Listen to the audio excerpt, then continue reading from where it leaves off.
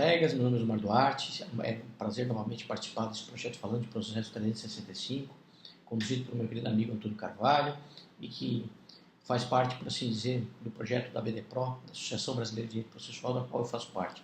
Hoje eu queria falar com vocês sobre uma interseção entre o ônus da impugnação específica que compete ao réu e a tutela de evidência.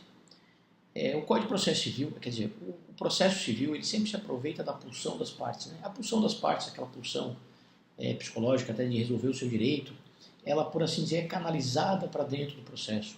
O processo se aproveita do interesse das partes na resolução da demanda para uma boa formação, por exemplo, probatória, uma boa formação até da questão litigiosa.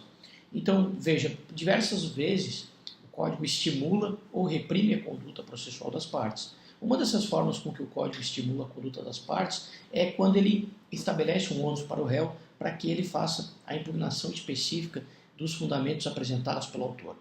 O Código poderia ter simplesmente dito o seguinte: olha, o réu pode simplesmente negar genericamente a pretensão do autor e daí se passaria então ao campo da prova. Mas o Código diz mais: olha, o réu tem que impugnar especificamente os fatos trazidos pelo autor, sob pena desses fatos serem considerados verdadeiros. Isso está lá no artigo 341 do Código de Processo Civil.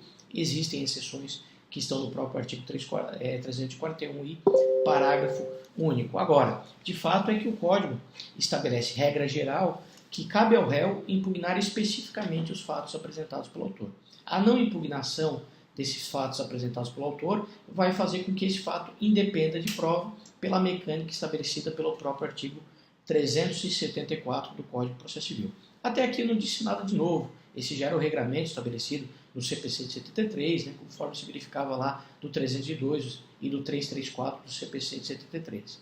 Agora, o que eu quero chamar a atenção é que essa impugnação específica, ela, por assim dizer, é requalificada pelo Código. Porque se a gente olhar o artigo 311 do Código de Processo Civil, se a gente olhar o artigo 311 do Código de Processo Civil, a gente vai verificar que é viável que o juiz conceda tutela de evidência, ou seja, aquela tutela provisória em que não é necessária a demonstração da urgência, uma tutela provisória baseada exclusivamente na probabilidade do direito, na probabilidade desde que inserida numa daquelas hipóteses dos incisos do 311. Se a gente olhar o artigo 311, a gente vai verificar que no inciso 4 será possível que o juiz conceda a tutela de evidência quando a petição inicial estiver encartada com prova documental dos fatos constitutivos afirmados pelo autor e o réu não traga dúvida razoável sobre isso. Veja, atualmente não basta mais ao réu simplesmente impugnar especificamente os fatos afirmados pelo autor.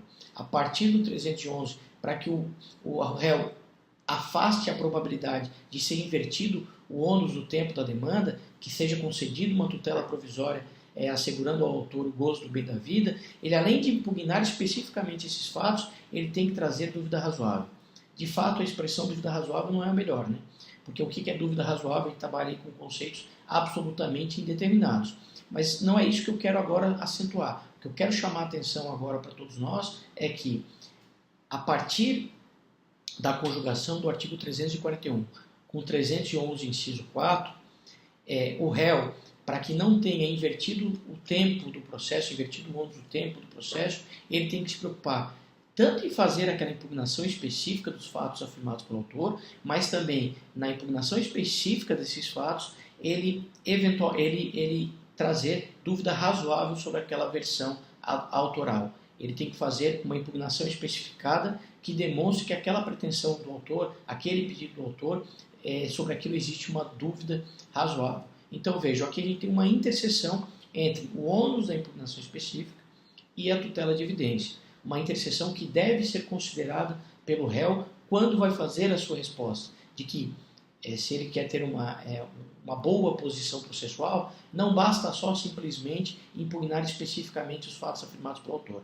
Ele deve fazer um pouco mais. Ele deve ainda, nessa impugnação, trazer uma dúvida razoável sobre o tema, sob pena de ser premido lá por uma tutela de evidência. Essa tutela de evidência, normalmente, vai ser concedida após a manifestação, a contestação, na própria dinâmica do processo, e ela é importante para o autor de diversas maneiras, inclusive porque depois afasta o efeito suspensivo do recurso, conforme está lá no artigo 1012 do Código de Processo Civil.